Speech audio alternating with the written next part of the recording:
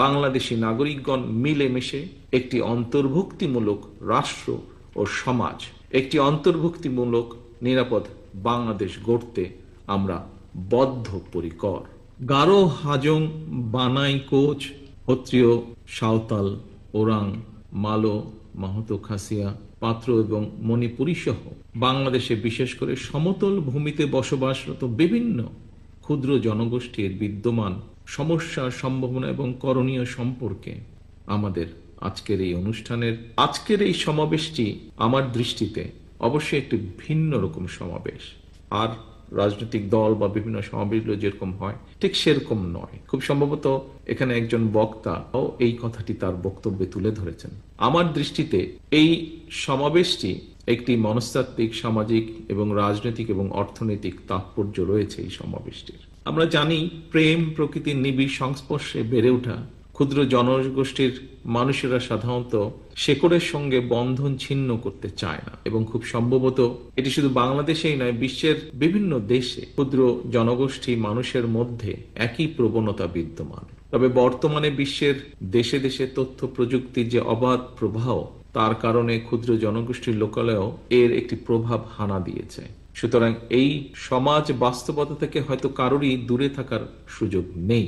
সারা দেশে ক্ষুদ্র জনগোষ্ঠীর নিজস্ব বিশ্বাস, সংস্কৃতি এবং স্বাতন্ত্র্যবোধ রক্ষার প্রতি সম্মান রেখেই আপনাদের আজকের এই অনুষ্ঠানে আপনাদের প্রতি আমার বিনীত আহ্বান থাকবে, এই সময়ের চ্যালেঞ্জ মোকাবেলায় আপনাদের নিজস্ব যে ধর্ম, ভাষা, সংস্কৃতি আছে সেটি সংরক্ষণের স্বার্থে হলেও যে কোনো মূল্যে, যে কোনো উপায় আপনাদেরকে শিক্ষা, কর্মসংস্থান এবং কর্মদক্ষতা অর্জনের সুযোগগুলো কিন্তু গ্রহণ করা অত্যন্ত জরুরি।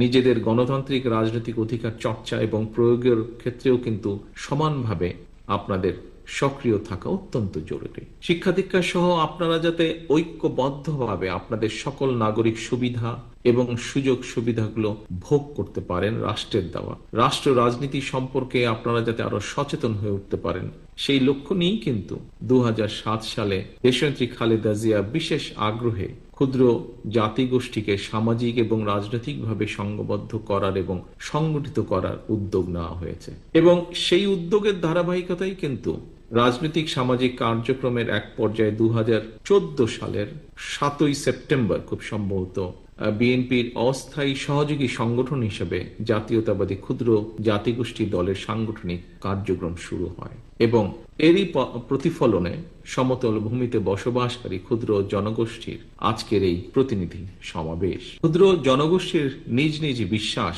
এবং সাংস্কৃতিক সক্রিয়তা অক্ষুণ্ণ রেখেই বাংলাদেশের একজন নাগরিক হিসেবে নিজেদের এবং আগামী প্রজন্মের গণতান্ত্রিক রাজনৈতিক অধিকার এবং স্বাবলম্বিতা ও সমৃদ্ধি নিশ্চিত করতে আজকের এই সমাবেশ আমি মনে করি অত্যন্ত গুরুত্বপূর্ণ।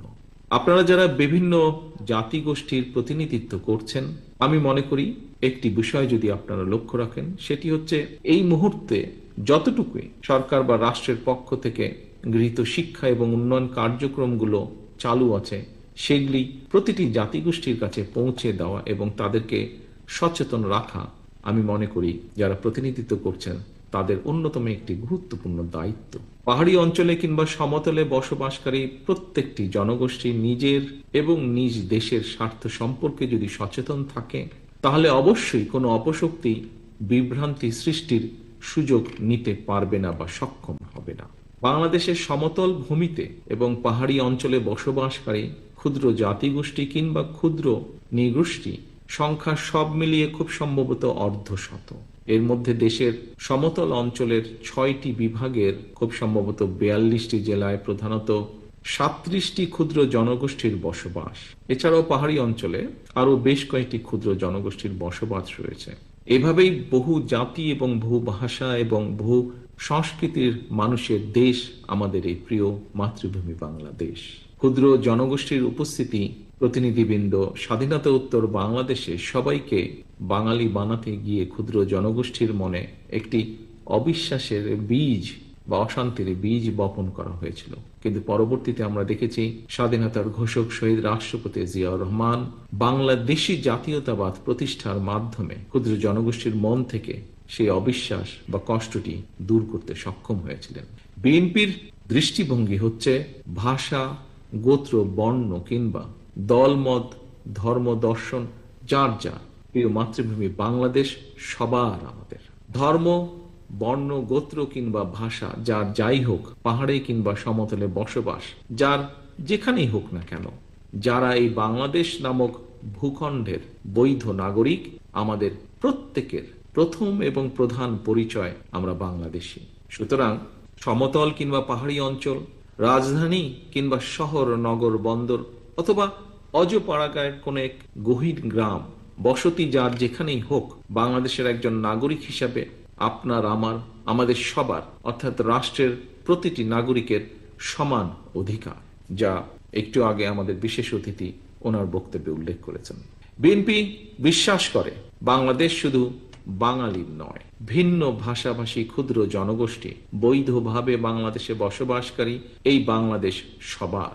বহু জাতি, বহু ভাষিক এই বাংলাদেশে আপনারা প্রত্যেকটি ক্ষুদ্র জনগোষ্ঠী এক একটি রং, যাকে আমরা বলেছি রেইনবো নেশন। বৈচিত্র্যের মধ্যেই ঐক্য প্রতিষ্ঠা রাখাই আমাদের মূল লক্ষ্য বা আমাদের লক্ষ্য, এবং সেই লক্ষ্যেই বাঙালি, অবাঙালি তথা সকল জাতিগোষ্ঠী নিয়ে বাংলাদেশি নাগরিকগণ মিলেমিশে একটি অন্তর্ভুক্তিমূলক রাষ্ট্র ও সমাজ, একটি অন্তর্ভুক্তিমূলক নিরাপদ বাংলাদেশ গড়তে আমরা বদ্ধপরিকর। সুতরাং সমতলে কিংবা পাহাড়ি অঞ্চলে বসবাসকারী ক্ষুদ্র জাতিগোষ্ঠীর অধিকার সমুন্নত রাখার পাশাপাশি ভাষা, সংস্কৃতি, সামাজিক মূল্যবোধ রক্ষায় বিশেষ উদ্যোগ গ্রহণ, জাতীয় সংসদ এবং দলীয়ভাবে বিএনপির কেন্দ্রীয় কমিটি থেকে স্থানীয় পর্যায়ে পর্যন্ত বিভিন্ন স্তরের কমিটিতে ক্ষুদ্র জাতিগোষ্ঠীর যোগ্য প্রতিনিধির অন্তর্ভুক্তি, জাতীয় পর্যায়ে ক্ষুদ্র জনগোষ্ঠীর জন্য সাংস্কৃতিক গবেষণা প্রতিষ্ঠা, ট্রাইব্যুনাল ওয়েলফেয়ার অ্যাসোসিয়েশনকে ট্রাস্ট হিসাবে মর্যাদা প্রদান এবং দেশে বিদেশি প্রযুক্তিগত শিক্ষা এবং প্রশিক্ষণের সুযোগ সৃষ্টি, নারী উদ্যোক্তাদের ঋণ সুবিধা প্রদান, এসব বিষয়গুলো বাস্তবায়নের ব্যাপারেও বিএনপির পরিকল্পনা রয়েছে ইতিবাচক, এবং চিন্তা ভাবনাও রয়েছে। আরো একটি বিষয় আমি বিশেষভাবে আপনাদের দৃষ্টি আকর্ষণ করতে চাই, সেটি হচ্ছে দেশে বর্তমানে বিদ্যমান কোটা পদ্ধতিতে সরকারি চাকুরিতে নিয়োগের ক্ষেত্রে পাহাড়ি অঞ্চলের চেয়ে সমতলে বসবাসরত যে ক্ষুদ্র জনগোষ্ঠীর সদস্য রয়েছেন, এই সদস্যদের নিয়োগ প্রক্রিয়া আমি যতটুকু জেনেছি তুলনামূলকভাবে জটিল, বিশেষ করে বর্তমান নিয়মে। সমতলে বসবাসকারীদের জন্য প্রত্যয়নপত্র জোগাড় প্রক্রিয়া কিছুটা কষ্টসাধ্য এবং সময় সাপেক্ষ।